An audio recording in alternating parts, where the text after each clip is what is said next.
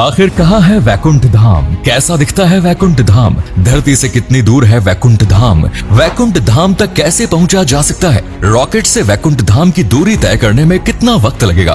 अक्सर जब भी किसी की मृत्यु हो जाती है तो कहा जाता है कि उसकी आत्मा वैकुंठ धाम की ओर प्रस्थान कर गई, लेकिन सभी आत्माएं वैकुंठ धाम तक नहीं पहुंच पाती। वैकुंठ धाम एक पवित्र जगह है जिसे भगवान हरि विष्णु का निवास स्थान कहा गया है। वैकुंठ धाम का नाम तो आपने कई बार सुना होगा, लेकिन ये कहाँ है, कैसा दिखता है और कितनी दूर है, इसके बारे में बहुत कम लोग जानते हैं। आज हम वैकुंठ धाम से जुड़ी सभी जानकारी आपको देने वाले हैं, जिन्हें जानने के बाद आप भी हैरान हो जाएंगे। सबसे पहले तो जानते हैं कि आखिर वैकुंठ धाम का मतलब क्या है। वैकुंठ का शाब्दिक अर्थ होता है जहाँ कुंठा ना हो, और धाम यानी स्थान। यहाँ कुंठा का मतलब है निष्क्रियता, निराशा, हताशा, आलस्य और दरिद्रता। एक ऐसी जगह जहाँ किसी प्रकार की कुंठा ना हो, उसे वैकुंठ धाम कहा गया है। अक्सर लोगों के मन में ये जिज्ञासा रहती है कि वैकुंठ धाम धरती से कितनी दूर है और यहाँ तक कैसे पहुँच सकते हैं। कुछ लोगों का मानना है कि हिमालय में एक जगह सीढ़ियाँ मौजूद है जो वैकुंठ धाम सीधी जाती है, तो कुछ लोगों का कहना है कि बद्रीनाथ ही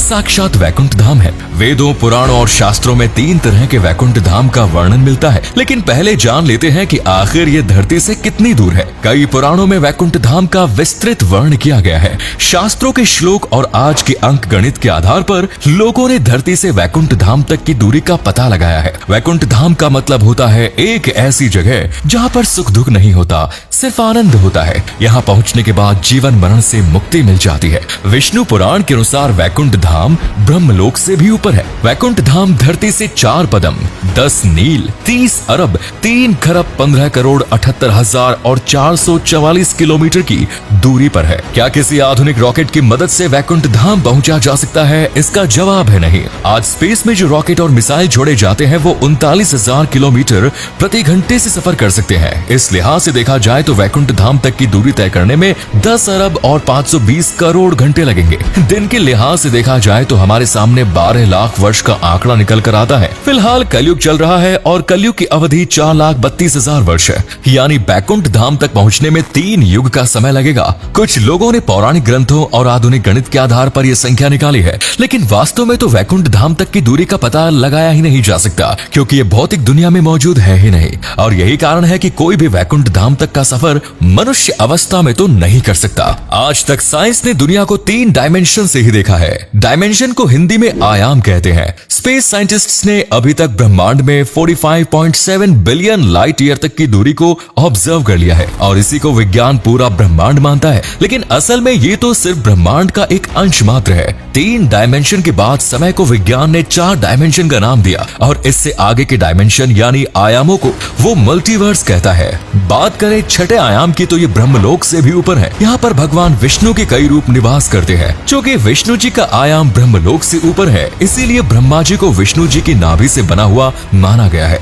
इसके ऊपर 7वें आयाम में ब्रह्म ज्योति समाहित है। ये वो जगह है जिसे ऋषि मुनि अपने ज्ञान से जान सकते हैं। इसके ऊपर मोक्ष के द्वार है जिसे आकाशीय त्रिकोण भी कहा गया है। जो आत्मा यहाँ तक पहुँच जाती है उसे तीनों लोक का सर्व ज्ञान हो जाता है। सबसे ऊपर कैलाश है जहाँ स्वयं भगवान शिव विराजमान है और इस आयाम के ऊपर 9वां आयाम है जिसे वैकुंठ कहते हैं। पूर्व नारायण यानी भगवान हरि विष्णु इसी स्थान पर विराजमान है। यहीं पहुँचने पर लोगों को मोक्ष होता है, लेकिन यहाँ तक पहुँचना इतना आसान नहीं। जब इंसान की मृत्यु हो जाती है और वैकुंठ के लिए प्रस्थान करता है तो रास्ते में समय के देवता, प्रहर के देवता, दिन के देवता, रात के देवता, ग्रहों के देवता, नक्षत्रों के देवता, माह के देवता, मौसम के देवता, उत्तरायण के देवता, दक्षिणायन के देवता आत्मा को अलग अलग योनियों में धकेलने की कोशिश करते हैं। ऐसा कहा जाता है कि 33 कोटि देवी देवता आत्मा को वैकुंठ धाम जाने से रोकते हैं, लेकिन जिस आत्मा ने कभी कोई गलत काम नहीं किया और सर्व ज्ञान की प्राप्ति कर ली, वो भगवान विष्णु के वैकुंठ धाम तक पहुंचने में जरूर कामयाब हो जाते हैं। ये तो हुई 9 आयामों की बात। इसके ऊपर एक 10वें आयाम का जिक्र भी होता है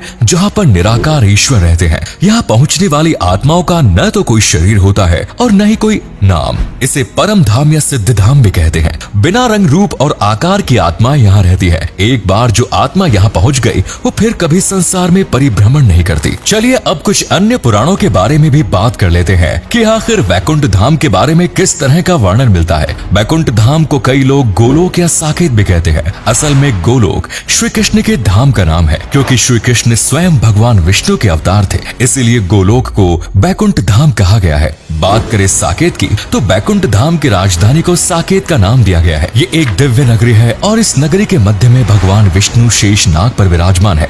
भगवान विष्णु के साथ उनकी पत्नियां भी वैकुंठ धाम में रहती है। वैकुंठ धाम से पहले एक नदी बहती है जिसका नाम विरजा नदी है। वैकुंठ धाम पहुंचने वाली आत्मा इस नदी में स्नान करने के बाद यहाँ प्रवेश करती है और वे चतुर्भुज आकार में ही यहाँ प्रवेश करती है। वैकुंठ धाम की देखरेख के लिए 96 करोड़ पार्षद हर वक्त तैनात रहते हैं। शास्त्रों में 3 तरह के वैकुंठ धाम का वर्णन मिलता है। आपको इन 3 वैकुंठ धाम के बारे में भी बता देते हैं। पहला वैकुंठ धाम धरती पर बताया गया है। ऐसा कहा गया है कि धरती के चारों धाम में भगवान विष्णु का निवास है। बद्रीनाथ को सतयुग में भगवान हरि विष्णु ने बसाया था। ये जगह नर और नारायण पर्वत श्रृंखला के बीच में है, जिसके साइड से अलकनंदा नदी बहती है। बद्री नारायण भगवान के 5 स्वरूप की पूजा यहाँ की जाती है, जिसे पंच बद्री भी कहते हैं। रामेश्वरम को श्री राम ने त्रेता युग में बसाया था, तो वहीं द्वारका नगरी की स्थापना श्री कृष्ण ने द्वापर युग में की थी। जगन्नाथपुरी को कलयुग में बसाया गया है। इन चारों जगहों पर भगवान विष्णु का निवास बताया गया है। दूसरा वैकुंठ धाम ब्रह्मांड के बाहर और तीनों लोकों से ऊपर है, जिसके बारे में कुछ देर पहले ही हमने काफी विस्तार से जाना।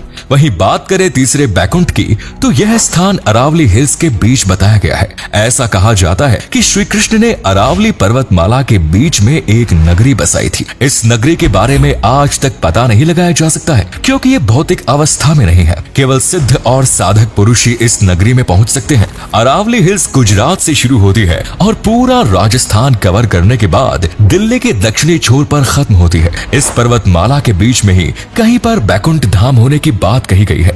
वैकुंठ धाम में सूर्य या चंद्रमा नहीं होते, वहाँ एक अलौकिक प्रकाश नजर आता है और आज वैज्ञानिकों ने जितने ब्रह्मांड के बारे में पता लगाया है उससे 3 गुना अधिक बड़ा वैकुंठ धाम है। तो दोस्तों ये है वैकुंठ धाम के बारे में पूरी जानकारी। उम्मीद करते हैं आज की वीडियो आपको पसंद आई होगी। यकीनन वीडियो देखने के बाद वैकुंठ धाम से संबंधित आपके मन में जितनी भी जिज्ञासा थी वो सभी शांत हो गई होगी।